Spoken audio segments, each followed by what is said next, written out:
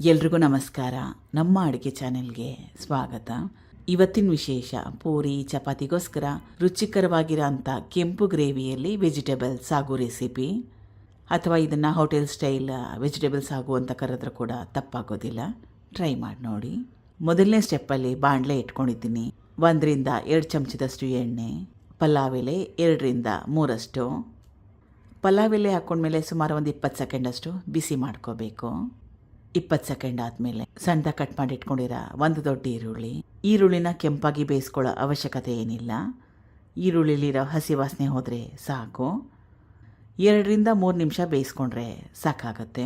ಸುಮಾರು 2ರಿಂದ 3 ನಿಮಿಷ ಆದಮೇಲೆ ಸಣ್ಣದಾಗಿ ಕಟ್ ಮಾಡಿ ಇಟ್ಕೊಂಡಿರೋ ಒಂದು ದೊಡ್ಡ ಟೊಮೆಟೊ, ಚೆನ್ನಾಗಿ ಹಣ್ಣಾಗಿರೋದು ಟೊಮೆಟೊ ಹಾಕ್ಕೊಂಡ್ಮೇಲೆ ಕಲಿಸ್ಕೊಂಡು ಟೊಮೆಟೊ ಮೆತ್ತಗಾಗೋವರೆಗೂ ಬೇಯಿಸ್ಕೋಬೇಕು.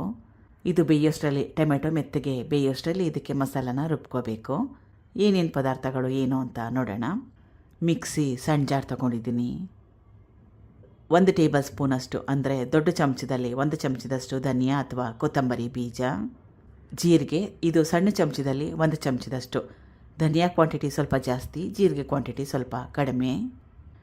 1 ಟೇಬಲ್ ಸ್ಪೂನಷ್ಟು ಗಸಗಸೆ, ಸುಮಾರು 7ರಿಂದ 8 ಗೋಡಂಬಿ, ಹಸಿ ಶುಂಠಿ ಮತ್ತು ಬೆಳ್ಳುಳ್ಳಿ, ಇದು ಚಕ್ಕೆ, ಲವಂಗ, ಏಲಕ್ಕಿ, ಸಣ್ಣ ಬಟ್ಲಲ್ಲಿ 1 ಬಟ್ಲಷ್ಟು ಹಸಿ ತೆಂಗಿನಕಾಯಿ ಚೂರುಗಳು, ಸ್ವಲ್ಪ ನೀರು, ಚೆನ್ನಾಗಿ ನುಣ್ಣಗೆ ರುಬ್ಕೋಬೇಕು. ರುಬ್ಕೊಂಡಿದ್ದಾಗಿದೆ. ಟೊಮೆಟೊ ಕೂಡ ಚೆನ್ನಾಗಿ ಬೆಂದಿದೆ. ಮಸಾಲ ರುಬ್ಕೊಂಡಿದ್ನಲ್ಲ ಅದು, ಸ್ವಲ್ಪ ನೀರು ಅದರ ಜೊತೆಗೆ ರುಬ್ಕೊಂಡಿರೋ ಮಿಶ್ರಣದ ಜೊತೆಗೆ. ಈಗ ರುಬ್ಕೊಂಡಿರೋ ಮಸಾಲದಲ್ಲಿ ಎಣ್ಣೆ ಬಿಡಬೇಕು, ಚೆನ್ನಾಗಿ ಬೇಯಬೇಕು, ಹಸಿ ವಾಸನೆ ಹೋಗಬೇಕು ಇದರಲ್ಲಿ, ಅಲ್ಲಿವರೆಗೂ ಬೇಯಿಸ್ಕೋಬೇಕು. ಗ್ಯಾಸ್ ಸ್ಟವ್ನ ಲೋ ಫ್ಲೇಮ್ನಲ್ಲಿ ಇಟ್ಕೊಳ್ಳಿ, ಇಲ್ಲಾಂದರೆ ತಳ ಸೀದೋಗುತ್ತೆ. ಆವಾಗ ಕಲಿಸ್ತಾನೆ ಇರಬೇಕು. ಈಗ ಗ್ರೇವಿ ಚೆನ್ನಾಗಿ ಬೆಂದಿದೆ. ರುಬ್ಕೊಂಡಿರೋ ಮಸಾಲದಲ್ಲಿ ಹಸಿ ವಾಸನೆ ಎಲ್ಲ ಚೆನ್ನಾಗಿ ಹೋಗಿದೆ. ಸ್ವಲ್ಪ ಎಣ್ಣೆ ಕೂಡ ಬಿಟ್ಟಿದೆ. ಇದು ಬ್ಯಾಡಗಿ ಅಚ್ಕಾರದ ಪುಡಿ 1 ಟೇಬಲ್ ಸ್ಪೂನಷ್ಟು. ಇದು ಖಾರ ಏನು ಜಾಸ್ತಿ ಇರಲ್ಲ. ಇದನ್ನು ಹಾಕ್ಕೊಳ್ಳೋದ್ರಿಂದ ಗ್ರೇವಿಗೆ ಚೆನ್ನಾಗಿ ಬಣ್ಣ ಬರುತ್ತೆ, ಅದಕ್ಕೋಸ್ಕರವಾಗಿ ಸೇರಿಸ್ಕೊತಾ ಇದ್ದೀನಿ. ಅಚ್ಕಾರದ ಪುಡಿನ ಹಾಕೊಂಡ್ಮೇಲೆ ಚೆನ್ನಾಗಿ ಕಲಿಸ್ಕೋಬೇಕು. ಇದು ಮೊದಲೇ ಬೇಯಿಸಿಟ್ಕೊಂಡಿರೋ ತರಕಾರಿಗಳು, ಕ್ಯಾರೆಟು, ಹಸಿ ಬಟಾಣಿ, ಹುರುಳಿಕಾಯಿ, ಆಲೂಗಡ್ಡೆ, ಅಥವಾ ನಿಮಗೆ ಯಾವ ತರಕಾರಿ ಇಷ್ಟ ಆ ತರಕಾರಿನ ಉಪಯೋಗ ಮಾಡ್ಬೋದು. ಕುಕ್ಕರ್ನಲ್ಲಿ ಬೇಯಿಸ್ಕೊಂಡಿದ್ದೆ, 2 ಸೀಟಿನ ಕೂಗಿಸ್ಕೊಂಡಿದ್ದೆ.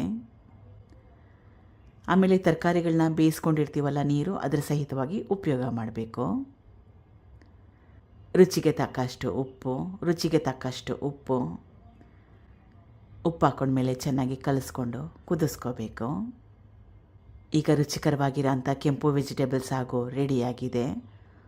ಇಷ್ಟ ಇದ್ದರೆ ಅಥವಾ ಮನೇಲಿದ್ದರೆ ಸ್ವಲ್ಪ ಕಸೂರಿ ಮೇಥಿ ಇದ್ದರೆ ಸೇರಿಸ್ಕೋಬೋದು, ಅಥವಾ ಸಣ್ಣದಾಗಿ ಕಟ್ ಮಾಡಿ ಇಟ್ಕೊಂಡಿರೋ ಕೊತ್ತಂಬರಿ ಸೊಪ್ಪು ಮನೇಲಿದ್ದರೆ ಅದನ್ನು ಕೂಡ ಸೇರಿಸ್ಕೊಬೋದು.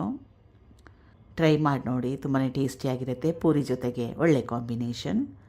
Thank you for watching. ಧನ್ಯವಾದಗಳು.